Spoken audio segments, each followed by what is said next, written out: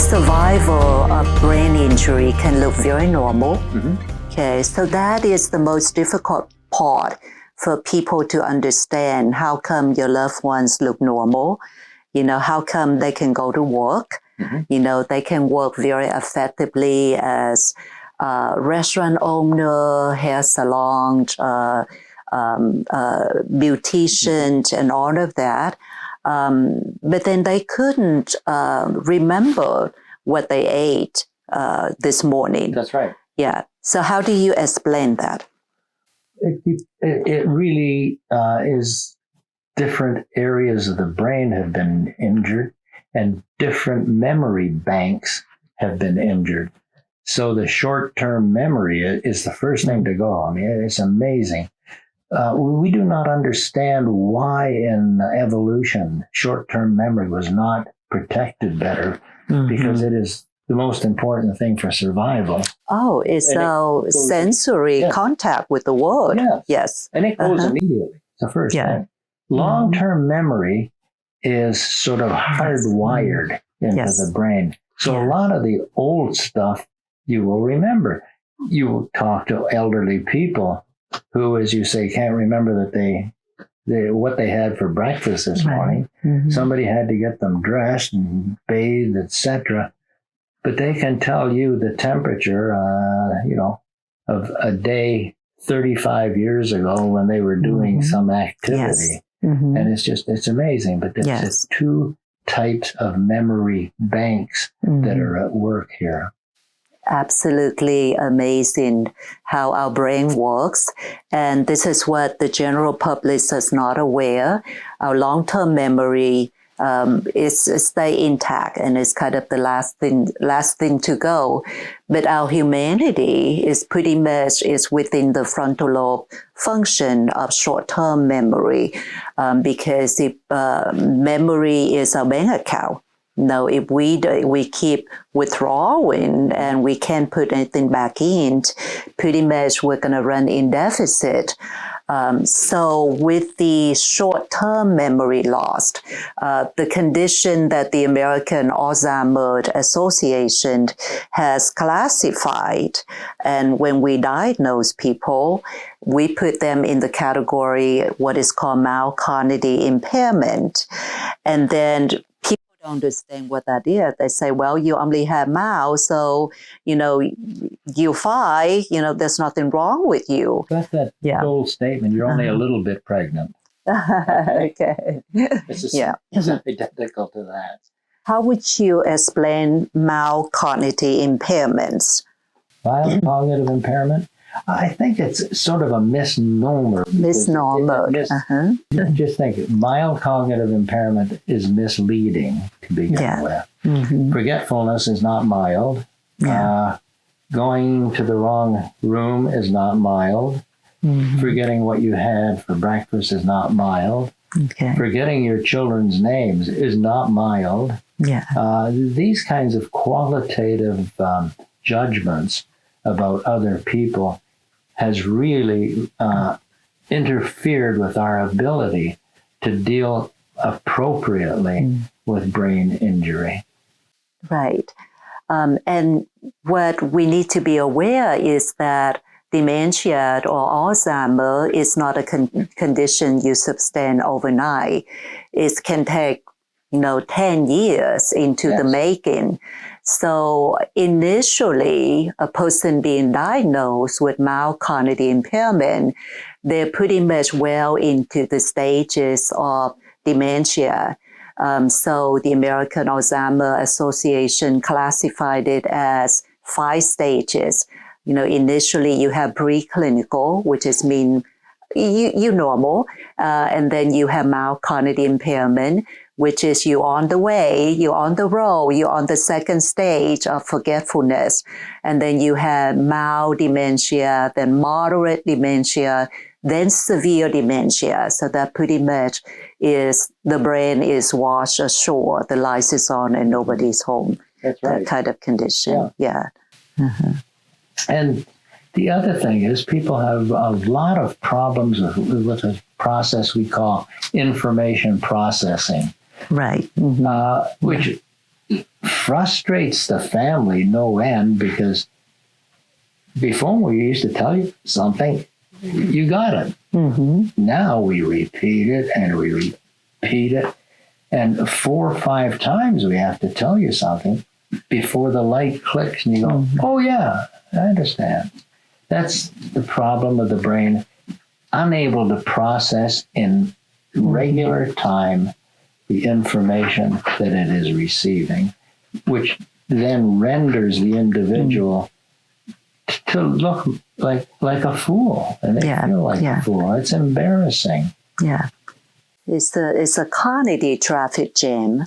Mm-hmm. And then the person is at loss for word, and they have to do what is called confabulation. They have to kind of creating things as they go, because they couldn't really truly remember the information. So, an example that I have with a client, is comical, but it's really truly painful. This elderly client, he was really at loss for trying to find, I always take a very extensive psychosocial background. What is your name, your wife's name, your children's name, their date of birth, and all of that. Part of that is a memory test, to see how well endowed they are in remembering. The elderly gentleman, he was trying to figure out what his daughter's name. So he said, okay, her name is some sort of flowers. And so you would thought it's funny that he does not remember what kind of flower. So I say, okay, is the flower with thorn or without thorn? He said, oh, yeah, it's the flower with thorn. I say, is her name Rose? He said, yes, her name is Rose. Yeah. So you thought that is jovial, but it's really real. When you start losing your identity and your connection with other people, it's a loss of the self. Yeah, it's a disease of self-identity. Yeah. Also have to remember that it's not just the brain. Over time, there are physical peripheral manifestations of brain injury. So people will get contractures. Their arms and legs get pulled up, okay? They can hardly walk. Yeah. I mean, I've got a man now, he was a pilot, and he was in his helicopter and he hit a tree. That was about 20 years ago. And very, very severely demented, but he is getting contractures and things are pulling up on him. And again, the medical profession really doesn't understand it. So what did they do? They sent the man to physical therapy. Well, it's like sending somebody whose leg has been cut off to running school. It doesn't work.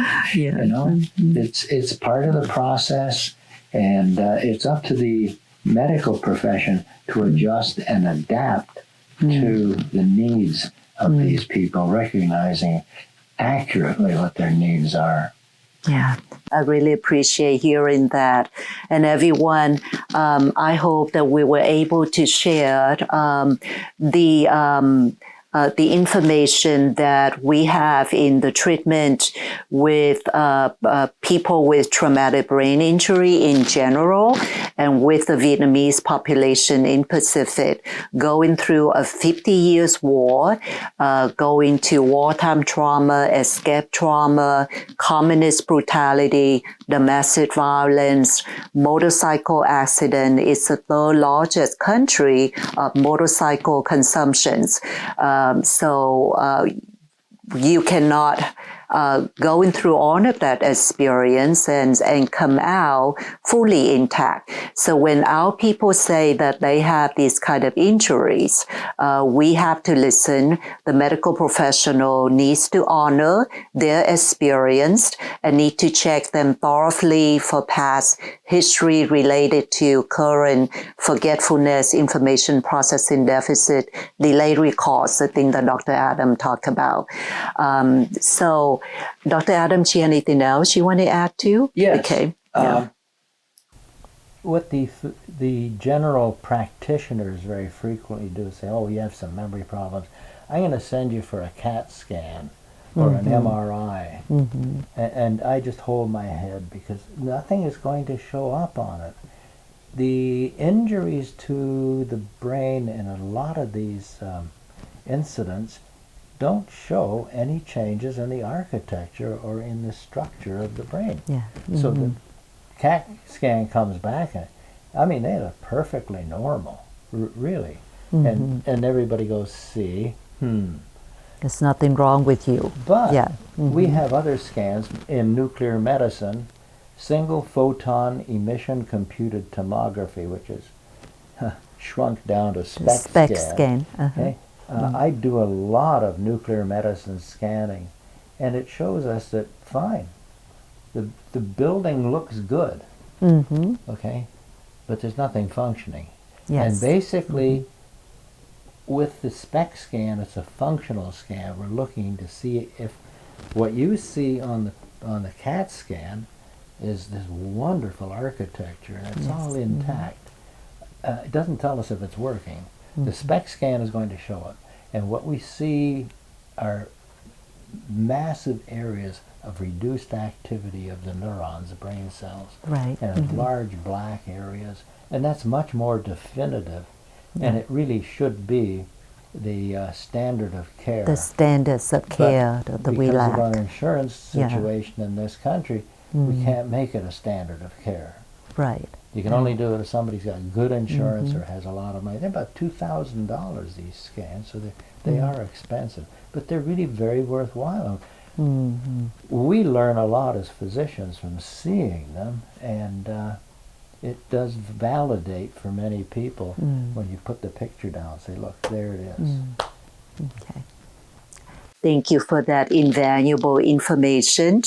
And hopefully in the future, that is going to be our country modality of treatment, the SPEC scan, for folks who have traumatic brain injury. If you and your loved ones have been affected by any kind of injury to the head, and if you have memory loss, information processing deficits, if people are telling you that you are not the same person after the incident, please contact a medical professional who are trained in the field for help.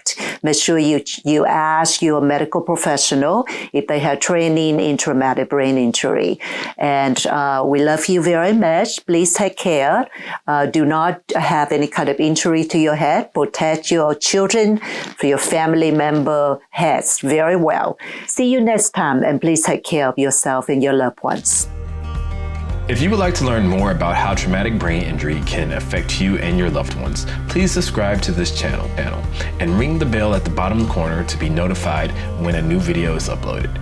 You can also reach out to Dr. Vo directly through her website. The link is in the description below.